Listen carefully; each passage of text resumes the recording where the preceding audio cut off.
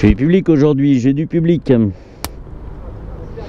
Ok, aujourd'hui je suis à Paris, il me semble que c'est le boulevard Beaumarchais ou je sais pas ce que c'est. Bref, je viens d'emprunter ce nouveau Nightster 975 chez ATS Harley Davidson un petit peu plus loin, et merci à Alberto et Edouard pour le prêt de la machine.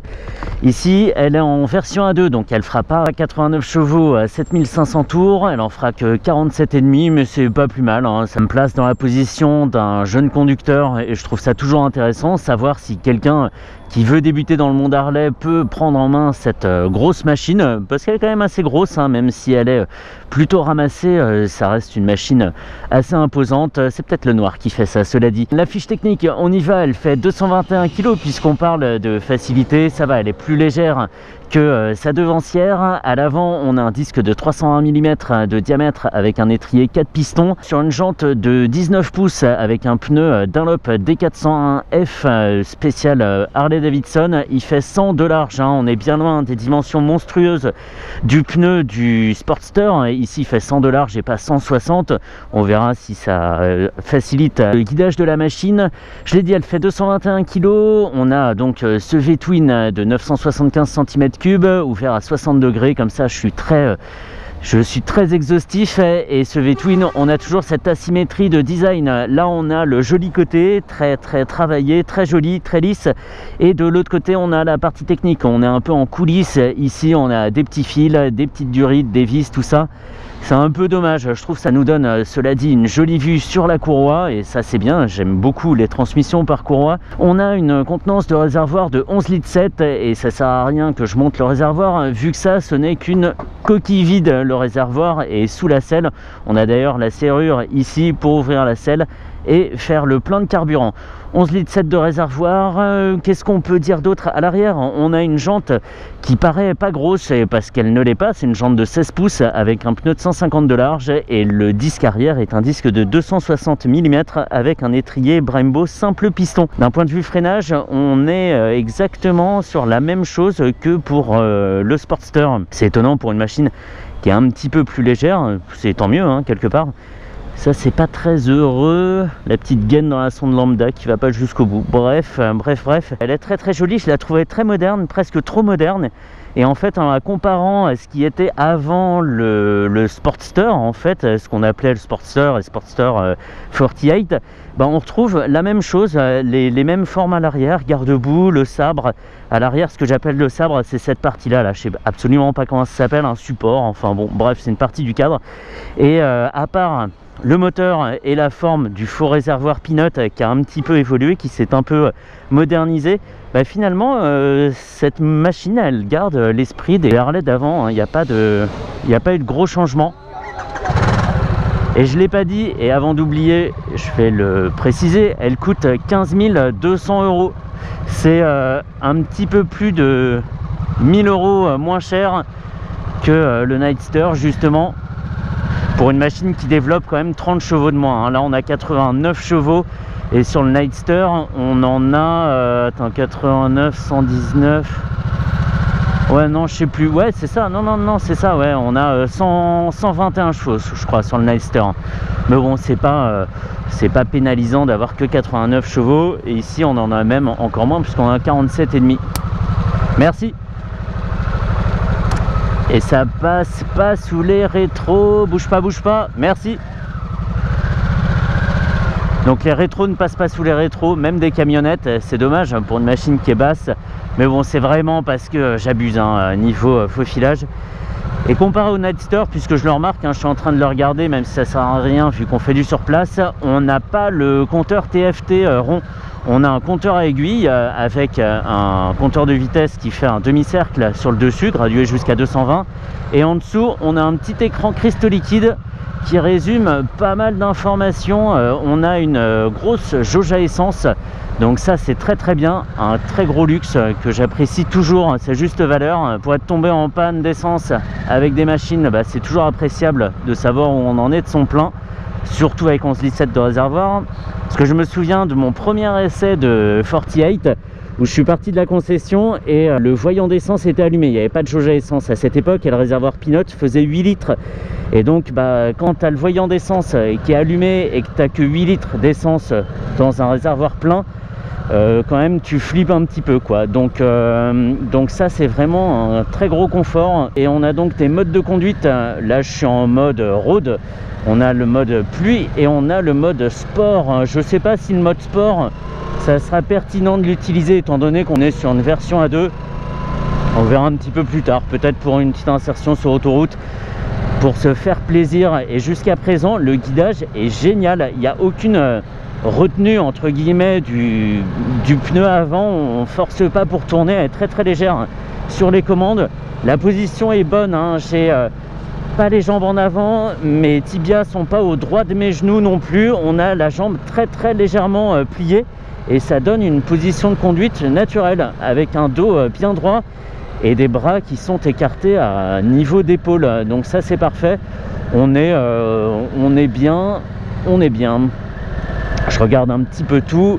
Et alors ce qu'on peut faire défiler comme info sur l'écran, donc c'est l'heure, le régime moteur, ça on a l'habitude, le totaliseur kilométrique, un trip A, un trip B, l'autonomie restante. J'ai 70 km d'autonomie, il me reste 3 graduations sur la jauge à essence et moi je vais mettre le compte tour comme j'aime faire.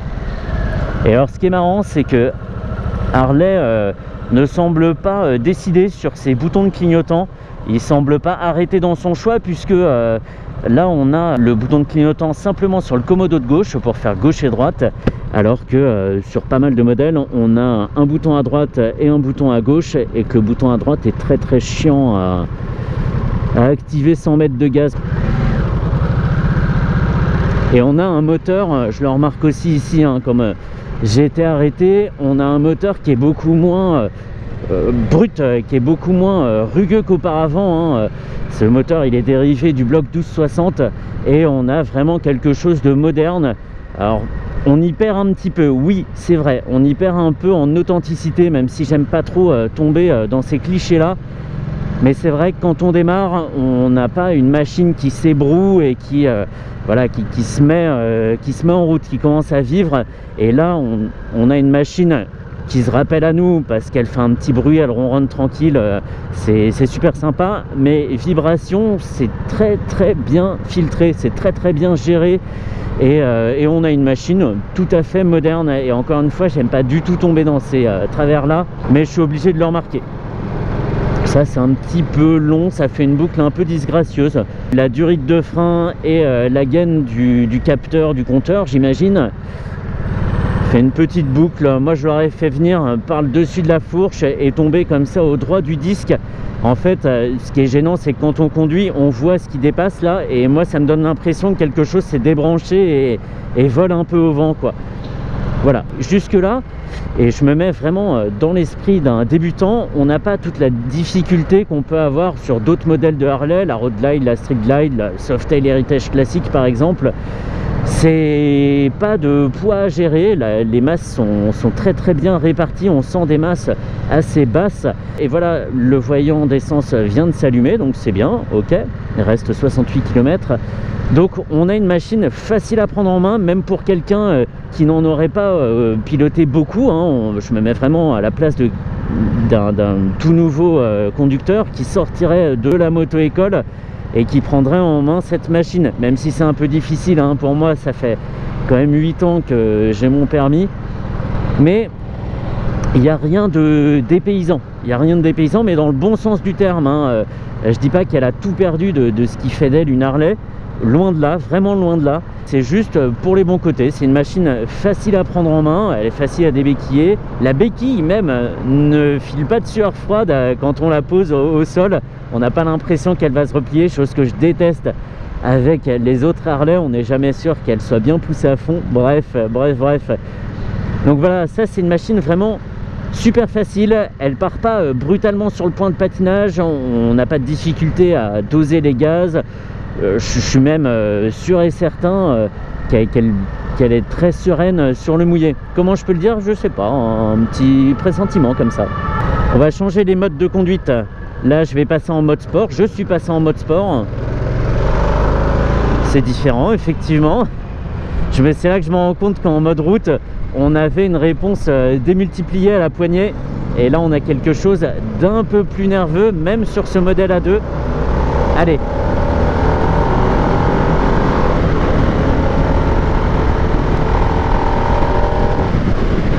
Ça pétarade bien hein, cet échappement de série là.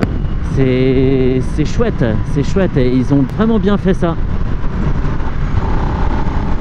On l'entend hein.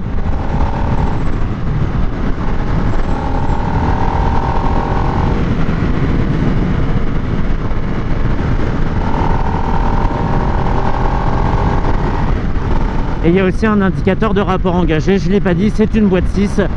On est vraiment sur ce qui se fait actuellement, quoi. On n'est pas sur une vieille boîte 5 et c'est parfait.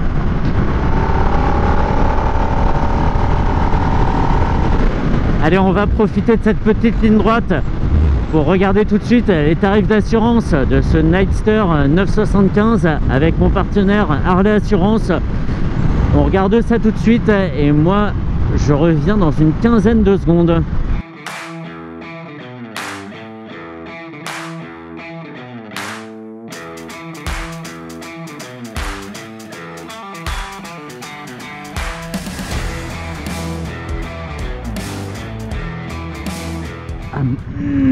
Je suis pas au bon endroit pour tourner. Punaise, je me suis fait avoir, l'habitude.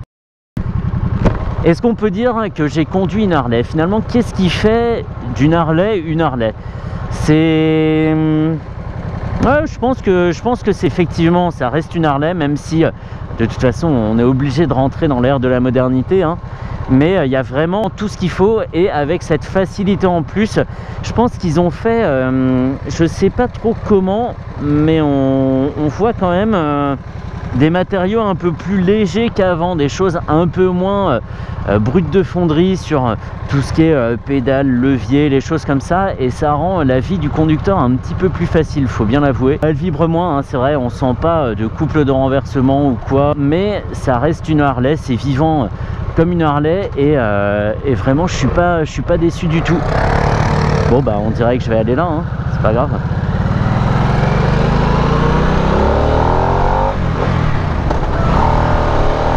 Excellent, excellent. Voilà, non mais c'est bien hein. C'est des motos vraiment pas faciles à juger je trouve, les Harley, parce que ça sort, je le disais dans la vidéo du Street Bob, ça sort un peu des critères habituels quoi, donc voilà, c'est difficile de donner un avis, mais moi je suis perso très content d'avoir essayé celle-ci, ça me fait vraiment très plaisir. Elle manque vraiment pas de couple pour une A2, je pense que c'est quasiment transparent. S'ils ont fait le même choix que les autres constructeurs, c'est-à-dire garder les mêmes performances en bas et puis que ça se calme, passer 4 ou 5 000 tours, c'est très bien hein, et ça semble le cas. Moi je sens pas une machine bridée, il n'y a vraiment aucun obstacle aux performances, au moins en bas du régime.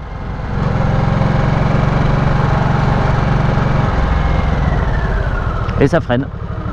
Encore un autre cliché, mais il faut le dire, là je freine de l'avant, j'ai quasiment pas freiné de l'arrière et c'est efficace. 320 mm et 4 pistons, on est sur la bonne équation là. Allez, je vais aller mettre un peu d'essence sous la selle. Après bah, je vais rendre sa moto à Alberto, à Bastille, tranquillou. J'ai vu qu'il y avait des bouchons au retour, je vais m'amuser à me faufiler là. Heureusement j'ai pas un gros guidon très large, donc ça facilitera quand même un petit peu les choses, je l'espère. Voilà.